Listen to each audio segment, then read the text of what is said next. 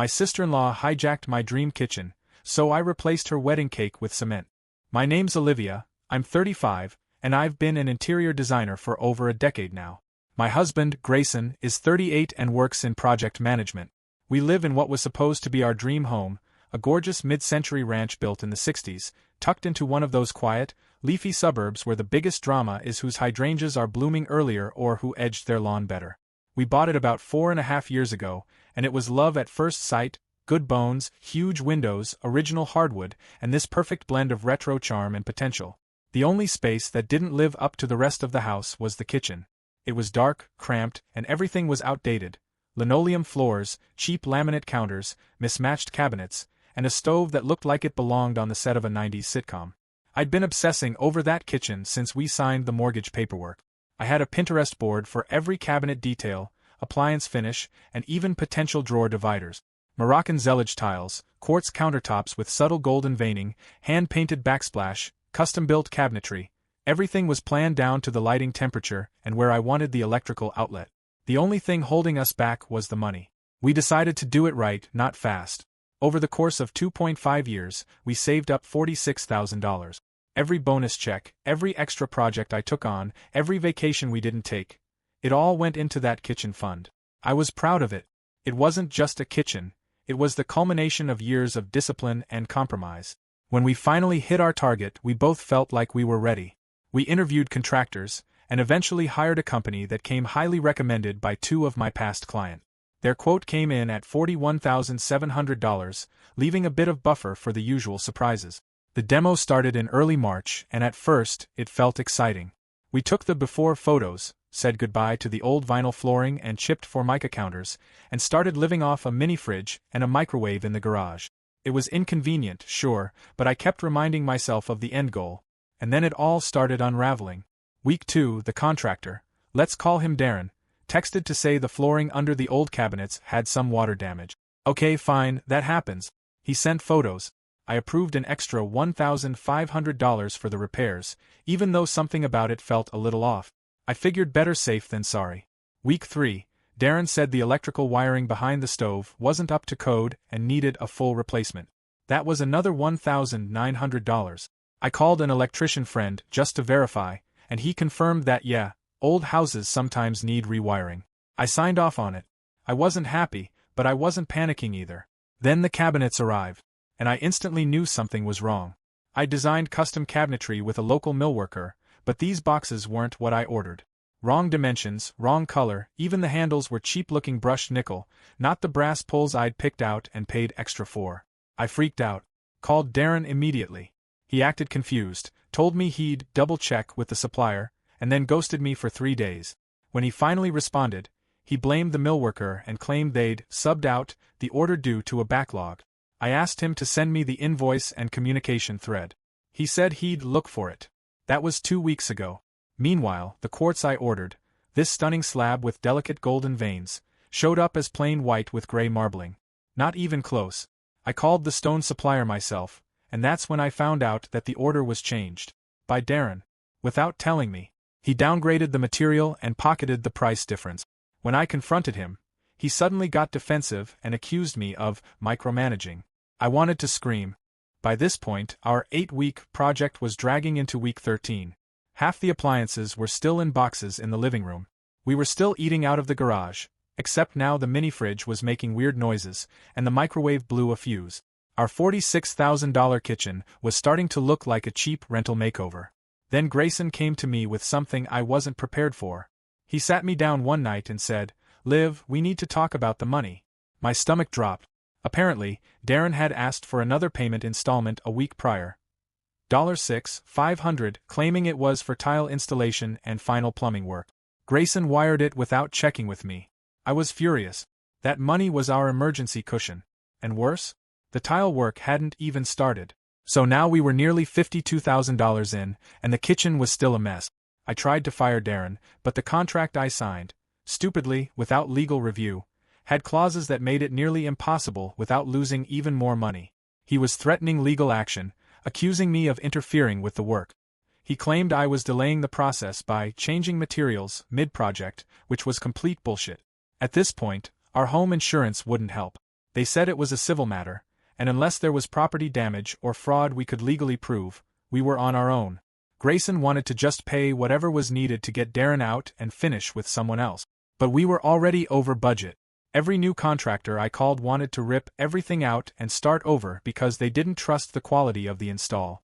One even said, "This looks like a second-year apprentice's work." I broke down crying in the bathroom that night. My dream kitchen, the one I'd worked so hard for, saved for, fantasized about, was now a half-finished, crooked mess. Nothing matched. The cabinets didn't close right.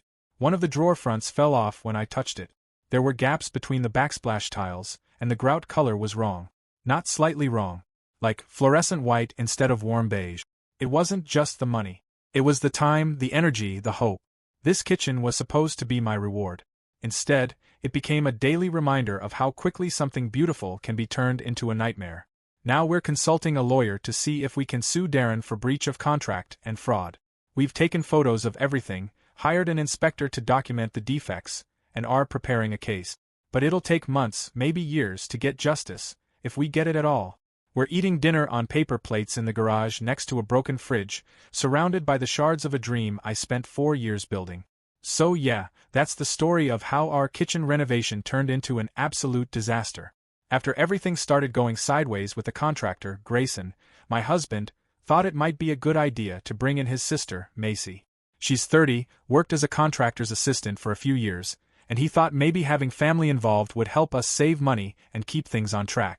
I wasn't thrilled. Macy and I have never really gotten along, not in any dramatic way, but we just operate on completely different wavelengths. Still, I agreed, but only on one very specific condition.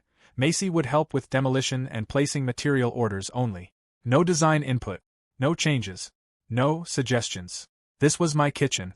My design. I had spent years refining every inch of this plan. The first day Macy was supposed to show up, she arrived nearly 2 hours late.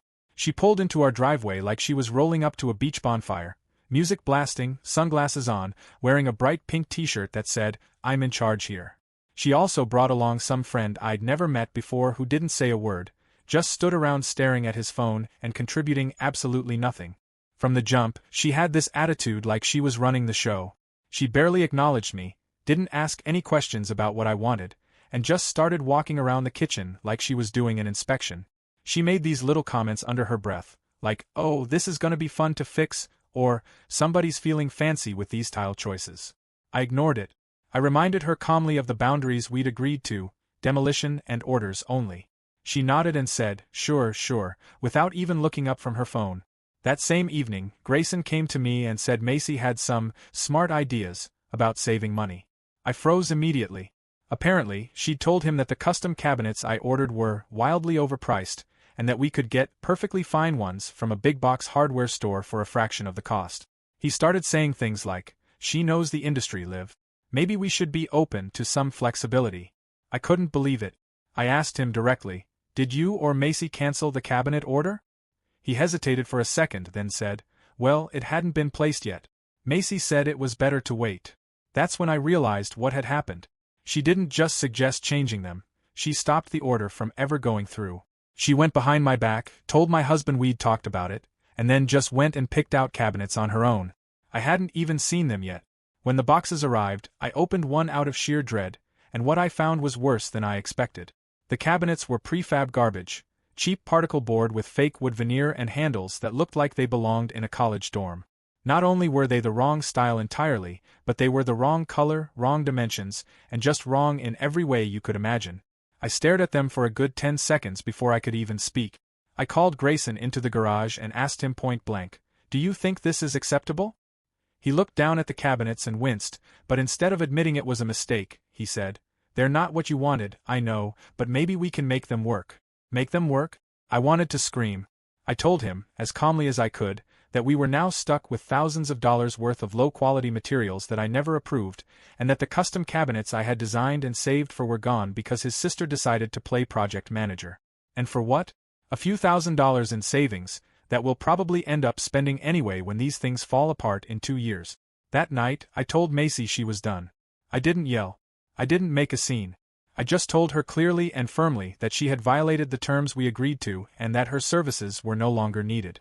She acted surprised, like I was overreacting. Said I was being dramatic, and that nobody's going to notice the difference once it's all installed. I told her that I would notice. Every single day. And that was enough for me. Of course, she didn't leave quietly. She made some snide comment to Grayson about how I didn't appreciate help, and then stormed out with her friend in tow, slamming the front door hard enough to rattle the windows. And just like that, the damage was done. My carefully planned renovation had been hijacked. The money we saved by using family help had cost us more than it was worth. And the worst part? Grayson didn't even fully see what the big deal was. At least, not yet. So after the cabinet fiasco, I thought it couldn't get worse. I was wrong. One of the things I was most excited about in this renovation was the tile. I'd spent almost 3 months searching for the perfect backsplash, handmade Moroccan zellige tiles in this gorgeous muted emerald tone. No two were exactly alike, and the slight imperfections in each tile gave it that soft, organic look I'd always dreamed about. I had a sample piece taped to the wall for months. I ran my hand over it every morning like a weirdo, just imagining how it would feel to see the whole wall covered in them. I finally tracked them down through a boutique supplier in California and placed the order myself. It wasn't cheap, $38 a tile, but I'd budgeted for it and was willing to make compromises elsewhere just to get those. I emailed the invoice to Macy so she could handle the delivery while I was working on another project. I told her, explicitly, that the tiles were non-negotiable. A week later, I came home and saw a stack of boxes labeled from a big box hardware store. I walked into the kitchen, and there they were, cheap, flat ceramic tiles in a bright fake jade green. $10 a piece at most. Shiny. Uniform. Ugly. Nothing like what I ordered. I asked Grayson what happened. He looked confused and said Macy told him the handmade ones were back-ordered indefinitely, so she took the initiative to get something similar. Similar. These things looked like bathroom tiles from a gas station rest stop. I checked my email immediately. The boutique supplier had sent an update the day before confirming the tiles had been shipped and were scheduled for delivery the following afternoon. So I called them, thinking maybe there had been some mix-up. That's when I found out the truth. Macy had cancelled the order. Called them herself, said she was authorized to make changes, and requested a full refund. They'd issued it to the card I used, thankfully, but the tiles were gone. Someone else had already snatched them up from the waitlist. I couldn't breathe. But I wasn't done being blindsided. 2 days later, I came home to find the new countertops had been installed. Except they weren't quartz. They weren't anything close. I walked into the kitchen, and my stomach dropped. The entire stretch of countertop, where I'd imagined seeing that warm, veined quartz I waited so long for, was covered in this plastic, matte material. Laminate. Cheap, builder-grade laminate with fake marbling and a faint yellowish tint. One corner had a visible chip, the edge wasn't sealed properly, and there was a small bubble near the sink. I just stood there staring at it. My hands started shaking. Grayson walked in behind me, immediately defensive. I know, it's not what you expected, he said. But Macy told me the quartz slab cracked during delivery. She said it shattered on the truck, and there was no way to recover it. So she sourced this as a temporary solution. A temporary solution. I asked him if he saw the damaged quartz. He said no, but Macy showed him the paperwork. Said the company marked it as delivered but broken. I pulled up the order on my laptop and called the supplier right there in front of him. They emailed me the delivery confirmation with a signature. Macy's signature. The delivery guy had even taken photos. The slab was in perfect condition when it arrived. No cracks. No damage. No notes of any kind. She signed for it and then somehow it disappeared. Grayson looked stunned. Quiet. Like he was finally putting it all together and didn't like what he was seeing. I was beyond furious. I was in this surreal place where I didn't even have room left for anger. It was just this cold, heavy disappointment pressing down on my chest. I confronted Macy the next day. She acted completely casual, said the quartz wasn't worth the hassle, and that I was being ridiculous for getting so upset about countertop. They'll look the same in photos, she said. No one's going to care. I told her flat out I didn't care about what people saw in photos. I cared about what I saw every day in my own home. She rolled her eyes and said, whatever. It's done. Move on. It's done. That's the thing. She made sure it was done in a way I couldn't undo without gutting the entire project. The tile, the cabinets, the countertops. None of it was what I'd planned, and every decision had been hijacked behind my back. I had trusted her with logistics. Instead, she played designer, project manager, and demolition crew all in one, and left me with a kitchen that felt like a stranger's. So after all the chaos with the renovation, Cabinets swapped out, fake tiles installed, and that cheap plastic countertop, I was running on fumes. I'd had it. Every morning I walked into that kitchen, and it felt like looking at a crime scene where the victim was my sanity. Grayson and I hadn't really been speaking much since the countertop discovery. I think he was finally realizing that his sister wasn't some helpful, misunderstood savior. But I still didn't know the half of it. I was checking our joint account, just trying to keep track of how much we had left for repairs, because at this point I was considering ripping everything out and starting from scratch. That's when I saw it. A payment, $9,300. Not from a supplier. Not from a contractor. From a company I didn't recognize. Something with a vague name that sounded like it could be event-related. So I googled it. Turns out it was a company that rents wedding tents and event equipment. Lighting, portable flooring, bar setups, all of it. I clicked around their site, and there it was. A $9,300 package that matched the exact amount withdrawn from our account, booked for the following weekend. I stared at the screen for a solid minute, then calmly walked into the living room and asked Grayson if he had any idea what this charge was. He blinked, looked confused, and said no. So I called the number listed on the invoice. The woman who answered was very friendly and confirmed the reservation, a luxury wedding tent rental for M. Turner. That's Macy's last name. I hung up and immediately confronted her. At first, she tried to act confused. Said she must have mixed up some accounts, and that she thought it was one of the vendor payments for the kitchen. I asked her how a wedding tent looked anything like kitchen cabinetry, and she gave me this fake innocent smile and said, "I've just been so busy lately. You know how it is." I wasn't buying it, and she knew it. So the next day, I found a typed letter in the mailbox addressed to Grayson and me.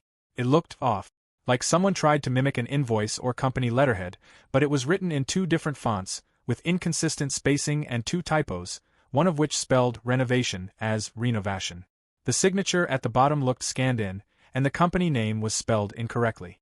She'd actually tried to forge a letter to make it seem like the charge was a legitimate supplier expense. I laughed when I saw it. Not because it was funny, but because it was so insulting that she thought I'd fall for something that lazy. I dug deeper and eventually found out through a mutual acquaintance that Macy had been laid off from her job months ago. 3 months, to be exact. She'd been unemployed this entire time, just pretending to still be working so she could keep up the image of being a contractor's assistant. She'd been using our project, and our money, as a way to look productive while secretly planning her own wedding and blowing our renovation fund on it. That was the breaking point. I didn't yell. I didn't throw a fit. I changed the garage code.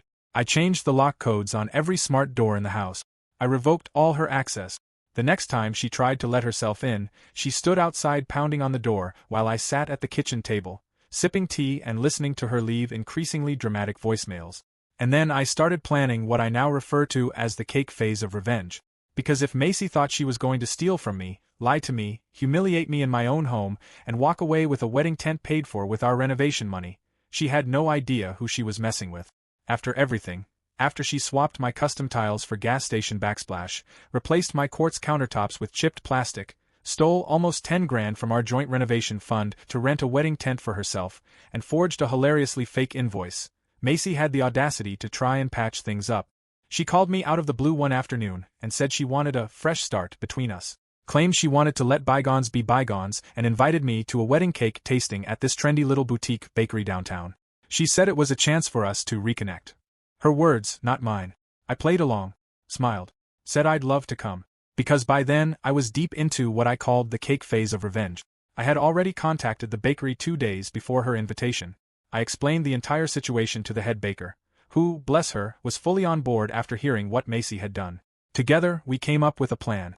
I asked them to prepare a cake that looked gorgeous and elegant on the outside, 3 tiers, detailed piping, white-on-white minimalism with gold accents, basically wedding Pinterest perfection. Except inside, it wasn't cake at all. It was cement. Gluten-free, dairy-free, flavor-free, and absolutely indestructible.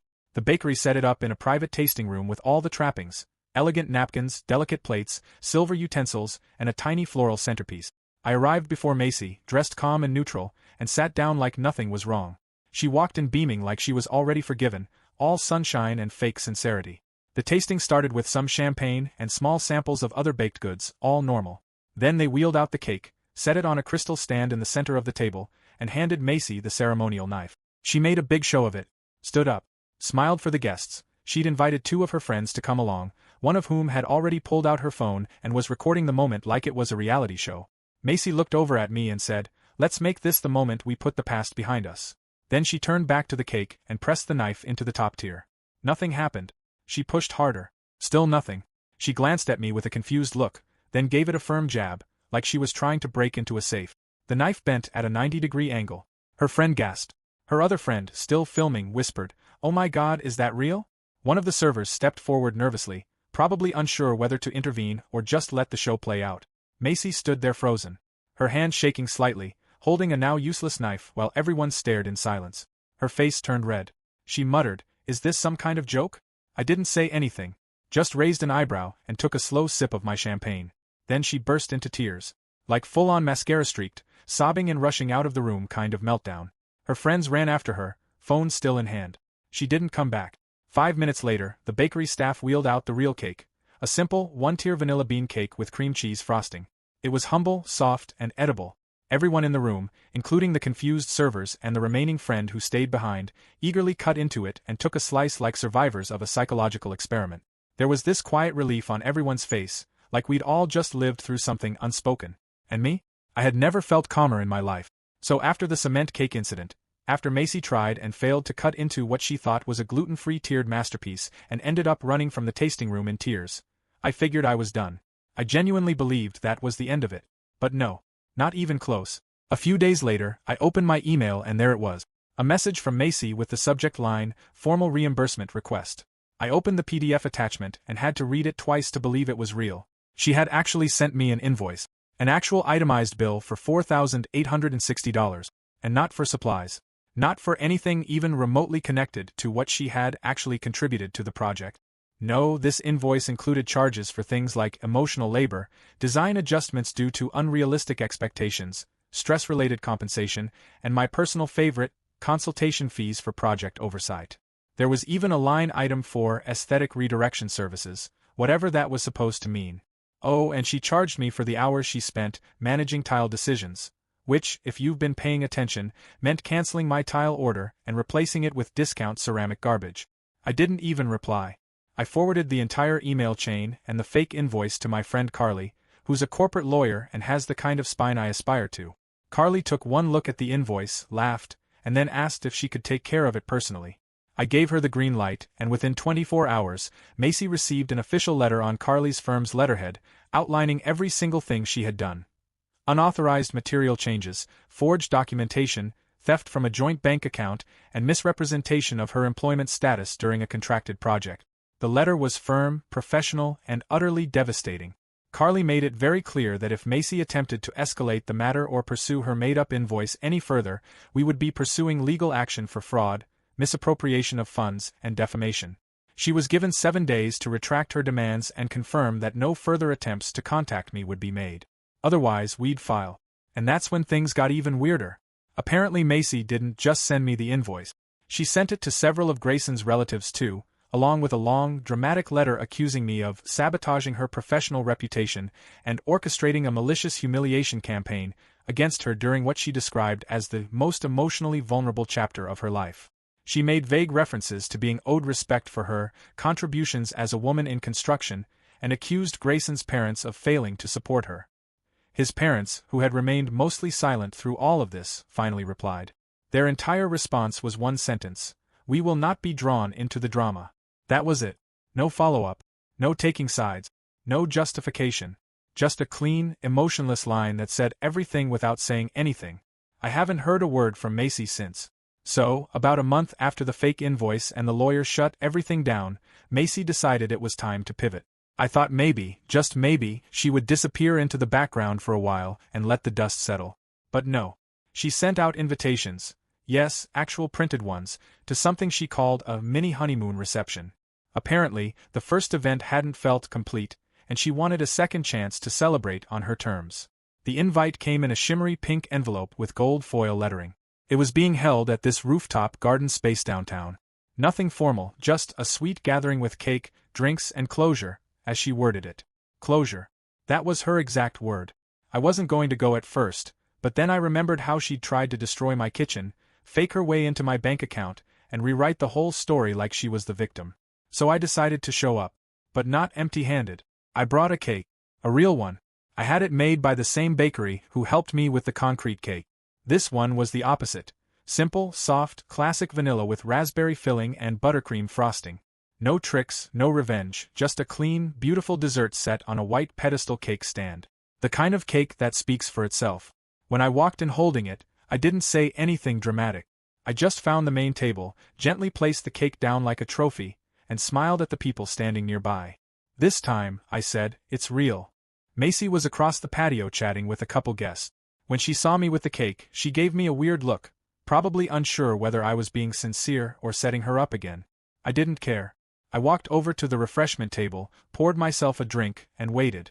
The music was playing, people were milling around, and for once it looked like maybe this thing would just happen. Uneventful. Civil. But then it happened. They called everyone over for cake, and Macy made a whole little speech about forgiveness, family, and healing past wounds. She picked up the knife, dramatically posed next to her husband Derek, and sliced into the side of the cake. Except the frosting had started to soften. Badly. The sun was out, and apparently no one had thought about refrigeration. The cake had been sitting out for at least 40 minutes in the heat.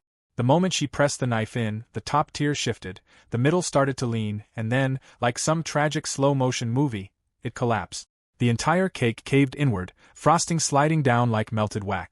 The pedestal tilted, the bottom layer broke apart, and buttercream splattered across the table and onto Macy's dress. She screamed.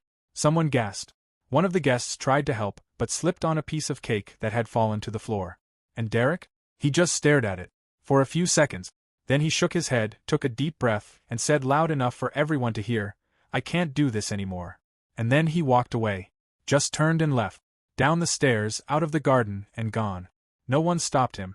No one chased after him. People stood there, stunned, watching Macy frozen next to what used to be her second cake. Her second party. Her second attempt at a moment that would make everything better. I didn't say a word. I didn't need to. I just picked up my bag, turned, and left the garden without looking back. After the rooftop reception collapsed, literally and figuratively, Macy vanished from everyone's radar for a while. I figured she needed time to cool off, but a few days later, she started posting cryptic messages in group chats about how some people radiate negativity and sabotage joy. She never said my name, but it wasn't subtle. Then she went a step further and directly told Grayson's cousins that I was full of dark feminine energy and had cursed her wedding with my presence. That was her actual phrase. No one responded. Not even the relatives who usually can't resist drama. She threw accusations into the void, and the void didn't care. By the end of that week, her Pinterest board, the one where she had carefully documented every phase of her wedding planning, down to color palettes and napkin folds, was gone. Just deleted. Her Instagram, where she'd posted engagement photos with caption essays about love and destiny, was shut down completely. Her honeymoon, which was supposed to be 2 weeks in Tulum, was quietly cancelled. There were no new photos. No check-ins. No new beginnings, #. Just silence. Meanwhile, my kitchen? It's everything I had dreamed of. The Moroccan tiles are finally installed, each one a different shade of soft green and blue, handmade and perfect. The quartz countertops have delicate golden veins that glow under the undercabinet lighting. The cabinets are custom, just the way I designed them, and every drawer closes with a satisfying whisper. There are backsplash lights that turn on with a touch of my hand, and sometimes I just stand there in the morning, coffee in hand, staring at them. Because I fought like hell for this space. And now it's mine. A few weeks ago, we hosted Grayson's parents for dinner. Nothing fancy, just roasted chicken and salad, something easy in the new oven I picked out myself. After dinner, I brought out a plate of fresh cookies, still warm. Grayson's dad picked one up, gave me a grin, and asked, "So, are you still baking concrete cakes?" Then he held the cookie out like a peace offering and laughed. I laughed too. Because it's over now. No invoices. No tent rentals. No forged documents or plastic counters. Just cookies. Light, warm, and absolutely real.